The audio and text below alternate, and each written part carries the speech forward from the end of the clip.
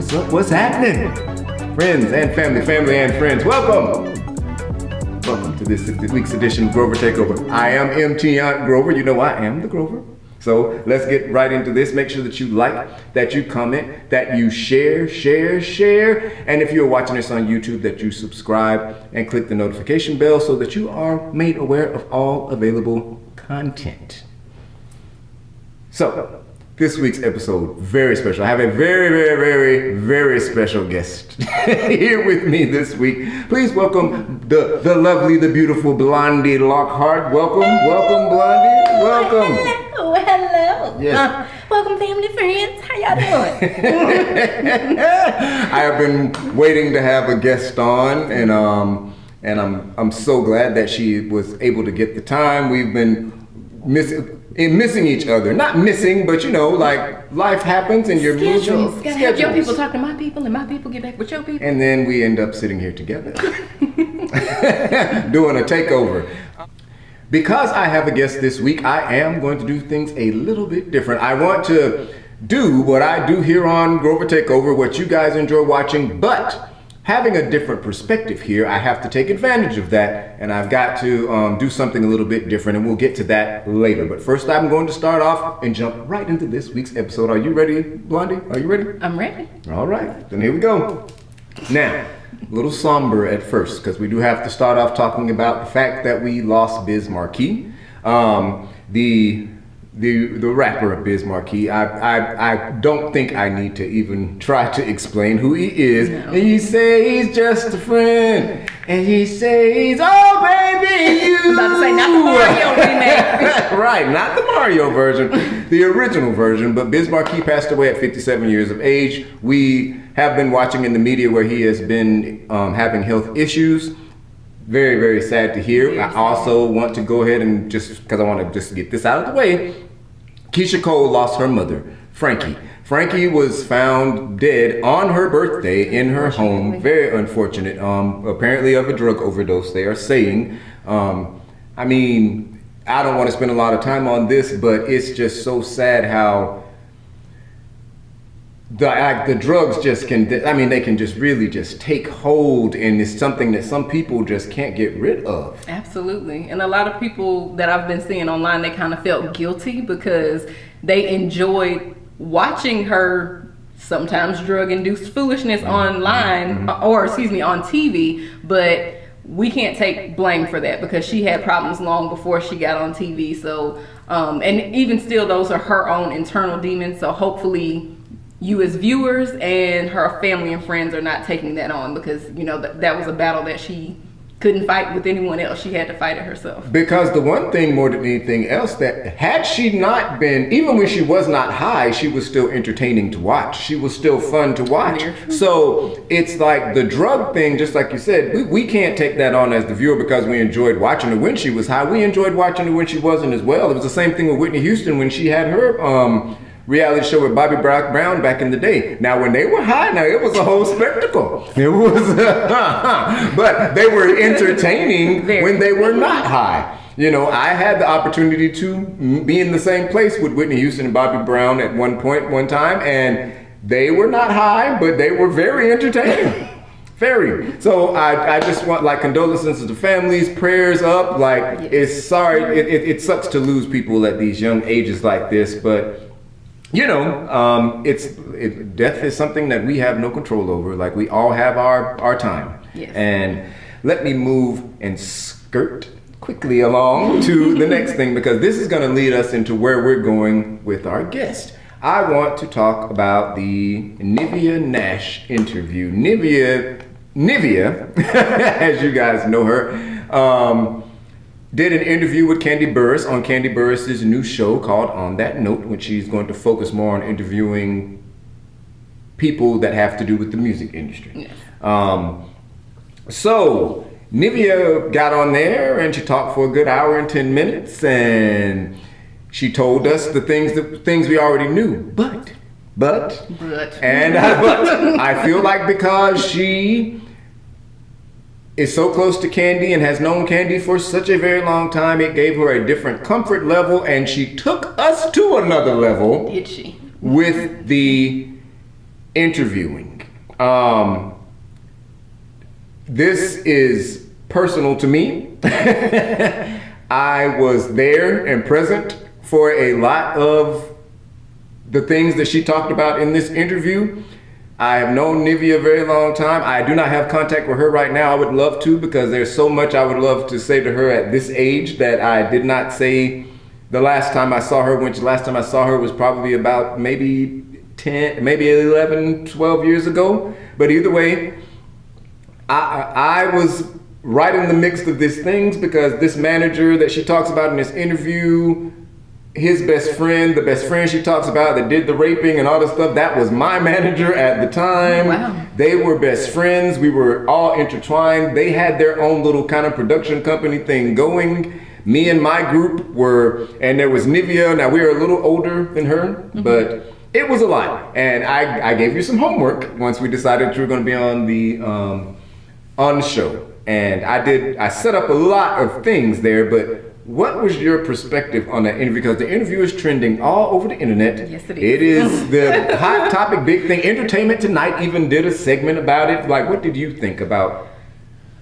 It was very insightful. We've been seeing a lot of biopics in the past, I'll say 5 years, of all the crazy things that have been going on in the music industry, where you kind of had an idea like, oh, how did they sell millions and go broke? Or, oh, I never knew that happened, and all these biopics are coming out. So it kind of goes along with that, where people are like, oh, I had no idea that was going on at that time. So it gave me that feeling, except it's told from her mouth. So it's not like, oh, this is the untold story. Like, they keep doing Aaliyah over and over and over again, and her family has not said okay to any of these. Right. But for NIVEA to speak her truth, I think it was very freeing for her, and it was very informative. Like Kandi had said a couple times in the interview, that it's going to be helpful for these people who want to be in the music industry, who want to start off and they're younger. These are the things that you need to look out for. Let me look out for you, because nobody was able to look out for me. Not that they didn't want to, but they had no idea what was going on. And she said that herself. She had no idea what she was signing. She had no idea what she was agreeing to.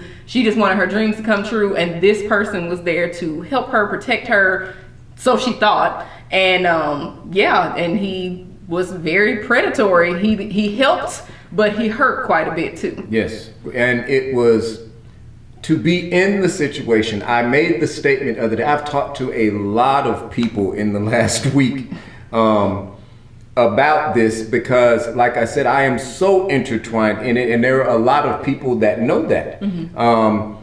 I mean, from the fact that this is her and her manager's deal. She spoke about the best friend of the manager. That was my manager.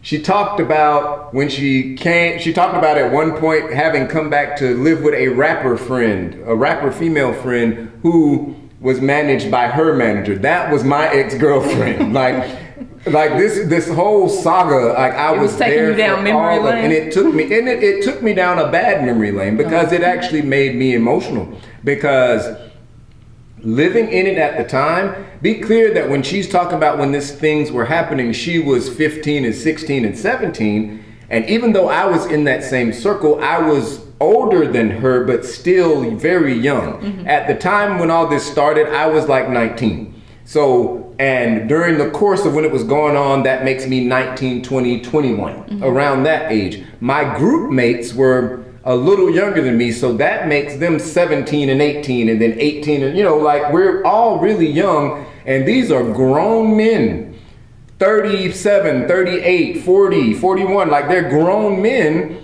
who are guiding and directing our careers, what would be our careers, but so much crazy things was happening and going on around it, and to be in that and to look back on it here all these years later as an adult and know that there was nothing that I did do or could do. Like, I was a child myself in a lot of rights, and so I didn't know what to say or do in a situation like that. Like, I had never experienced anything like that in my life. Yes, I knew it was very apparent, especially in our setting, because there was nothing to hide from other people, because this was our thing, that they were together. And that this was a 15, 16-year-old girl and a 38, 39, 40-year-old man, and they were a couple. But he was her manager, and she was having this career that was starting, and she was so talented and beautiful, and all that. It's so much to look back on. And one thing that I think about is that I would love to sit down with NIVEA, because I want to apologize to her, not because I feel like I did anything wrong, but because I didn't know what to do to help her, even though I could see and knew what was happening to her was not okay. Right.